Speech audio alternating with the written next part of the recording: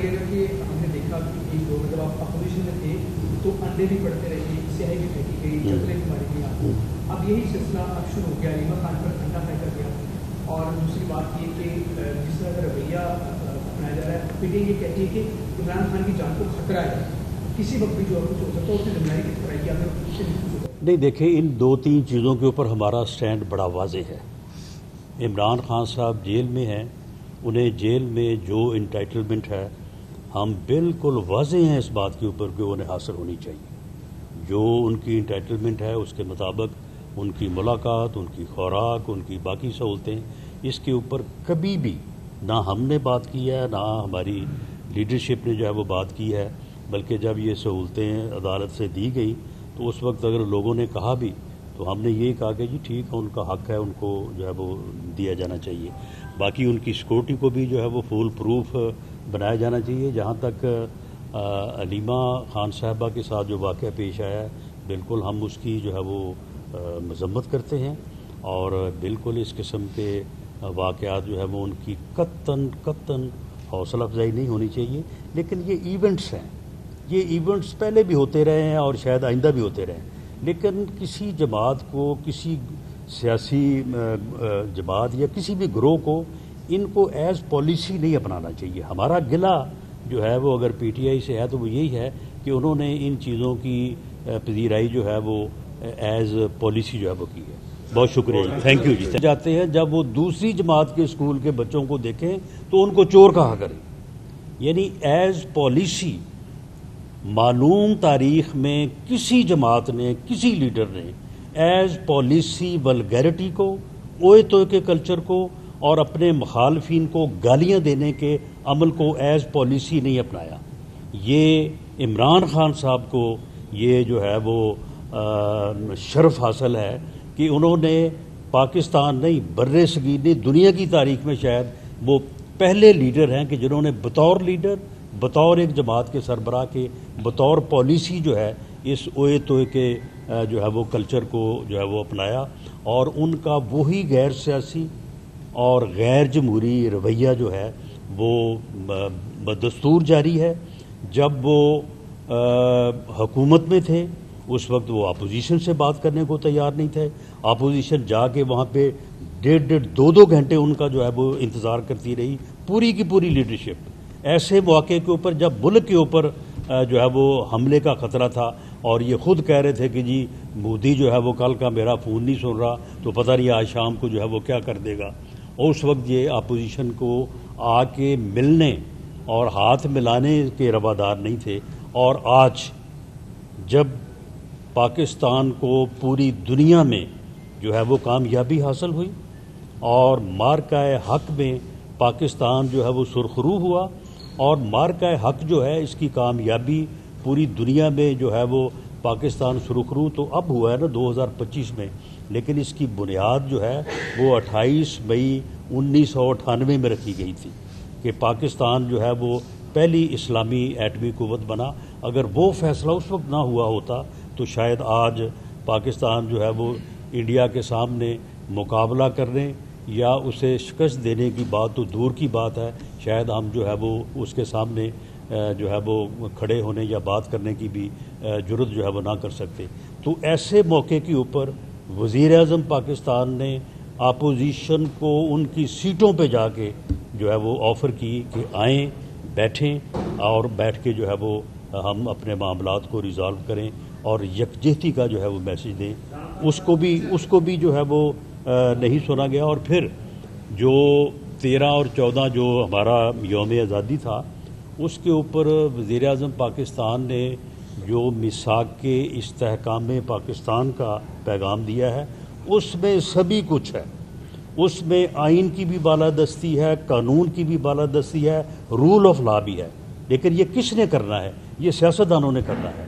اگر سیاستدان نہیں کریں گے اور کچھ لوگ جو ہے یہی رویہ اپنائے رکھیں گے تو پھر آپ الزام جس کو مرضی دیں، لیکن بہرحال الٹیمیٹلی قصوروار وہی ہوگا جو تعاون کرنے کو تیار نہیں. رانا صاحب یہ فرمائیے گا کہ آپ یہ سمجھتے ہیں کہ اپوزیشن جو ہے وہ اس وقت ایک بند گلی کے اندر ہے.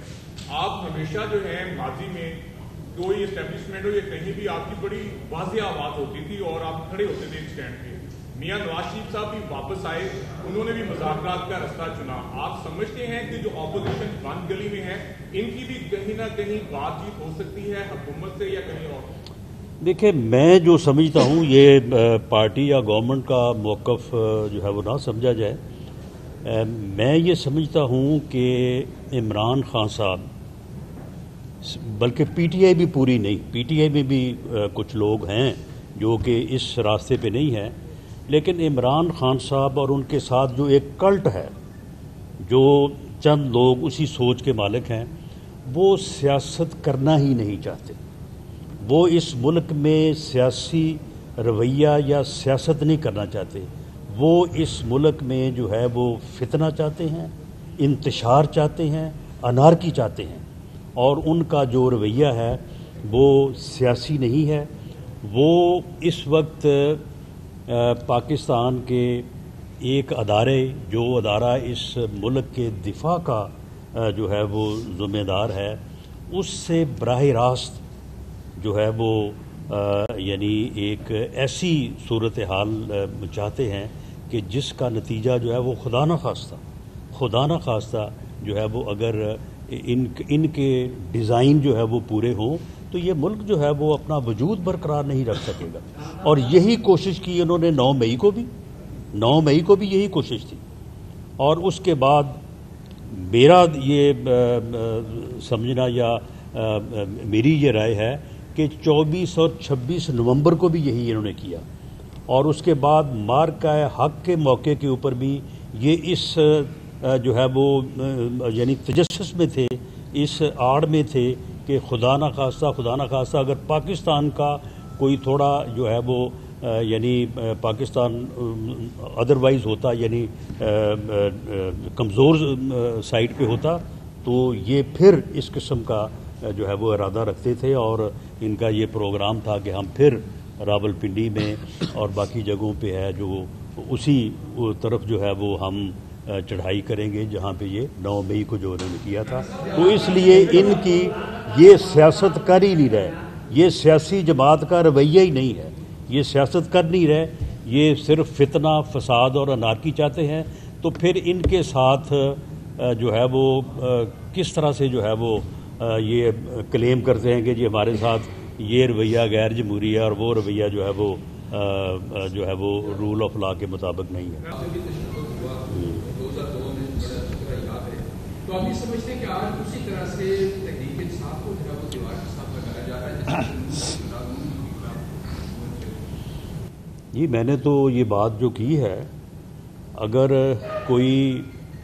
कोई गिरोह जो है वो मुल्क में फितना, फसाद, अनारकी फैलाने की कोशिश करे और मुल्क के वजूद के ऊपर जो है वो हमला आवर होने की कोशिश करे, तो उसको ठिकाने लगाना और किसी सियासी जमात को दीवार से लगाना, इन दोनों चीज़ों में ज़मीन आसमान का फ़र्क है।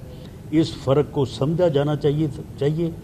और जिस ग्रोह का रवैया ही सियासी नहीं है, जो सियासत पे यकीन ही नहीं रखता, उसे मैं समझता हूँ कि इस किस्म की जो है वो तशबीह या ताबीर देना जो है वो मुनासिब नहीं है। सियासत जो है वो बैठने, गुफ्तगू का नाम है, डायलॉग का नाम है। सियासत जो है, जमहूरियत जो है वो डायलॉग से आगे बढ़ती है, डेडलॉग से नहीं बढ़ती। और आप मुझे बताएं कि कितनी बार हमने उस वक्त इनको कहा था कि आएँ, बैठे, बात करें, उस वक्त ये कहते थे हम आपको NRO नहीं देंगे, हम आपको NRO नहीं देंगे, हम आपको जेलों में ठोंसेंगे, हम आपके खिलाफ मुकदमात बनाएंगे।